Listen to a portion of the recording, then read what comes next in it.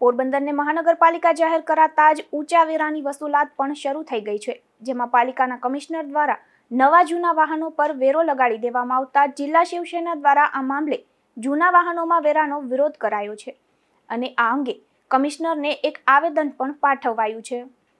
પોરબંદર જિલ્લા શિવસેના દ્વારા અપાયેલા આવેદનપત્રમાં જણાવ્યું છે કે નવા જૂના વાહનમાં આજીવન વેરા અંગે મહાપાલિકા દ્વારા પરિપત્ર જાહેર કરાયો છે, જેમાં જૂના વાહનો પર પણ આજીવન વેરા વસૂલાતની સૂચના અપાઈ છે. પરંતુ રાજ્યની તમામ મહાનગરપાલિકાઓમાં આવા નવા વાહનની ખરીદી પર આજીવન વાહન વેરો હોય છે, પરંતુ એકમાત્ર ગાંધીભૂમિમાં જ એવી મહાનગરપાલિકા છે કે જે જૂના વાહન પર પણ વેરો વસૂલશે. જો કે આજીવન વેરો એ એક જ વખત વસૂલવાનો હોવા છતાં જૂના વાહનનું જ્યારે વેચાણ થશે ત્યારે દર વખતે લોકોએ આ આજીવન વેરો ભરવો પડશે. આ રીતે અન્યાયી વેરો રાજ્યમાં એક પણ મહાનગરપાલિકાઓમાં લેવામાં આવતો ન હોવાનું શિવસેનાના ધ્યાનમાં આવ્યું છે. પોરબંદરમાં મોટા ભાગના ગરીબ અને મધ્યમ વર્ગના લોકો વસવાટ કરે છે. કોઈ મોટા ઉદ્યોગ પણ નથી અને માછીમારીનો ઉદ્યોગ પણ મરણ પથારીએ છે. ત્યારે એક જ વાહન પર જ્યારે વેચાણ થાય ત્યારે વેરો ભરવો પરવડી શકે નહીં ને આમ પણ વારંવાર લેવાતા વેરા માટે આજીવન વેરો શબ્દ લાગુ પડતો પણ નથી. એટલે આજીવન વેરાના નામે મહેરબાની કરી પાલિકા દ્વારા પ્રજાને લૂંટવાનું બંધ કરવું જોઈએ.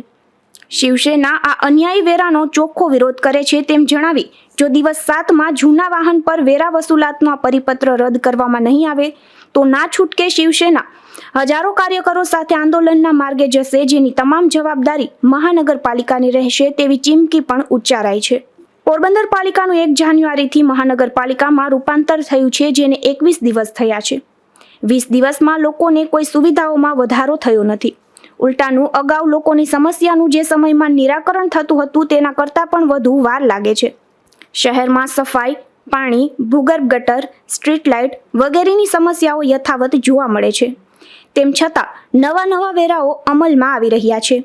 તેમાં વધુ એક આજીવન વાહન વેરાનો ડામ પણ શહેરીજનોને તારીખ 23 જાન્યુઆરીથી સહન કરવો પડશે, જે શિવસેના ચલાવી લેશે નહીં. આથી નગરજનોના હિતમાં વહેલી તકે નિર્ણય લેવા શિવસેનાનો અનુરોધ છે. અમો આજે શિવસેના તરફથી આવેદનપત્ર આપવા માટે નગરપાલિકા આવેલા છે.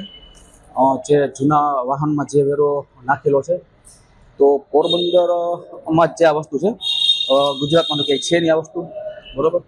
તો અમે આ વસ્તુનો માટેનો વિરોધ કરીએ છીએ અને જો આ અમારી માંગ સાંભળવામાં નહીં આવે તો આગળ પણ આ વસ્તુ અમારે આંદોલન કરશું. તો આ મામલે મહાનગરપાલિકાના કમિશનર પ્રજાપતિએ એવું જણાવ્યું હતું કે તેમને આ અંગે કોઈ ઊંડાણપૂર્વક જાણ નથી. અભ્યાસ કર્યા બાદ નિર્ણય લેવાશે.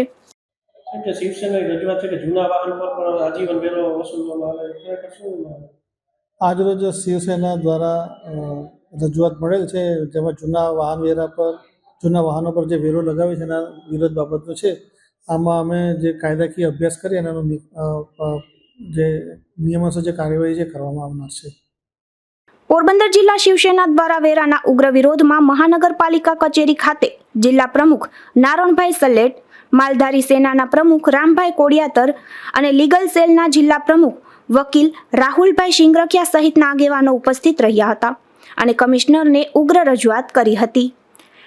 નિપુલ પોપટ સાથે અશોક થાનકી, ગુજરાત ન્યૂઝ, પોરબંદર.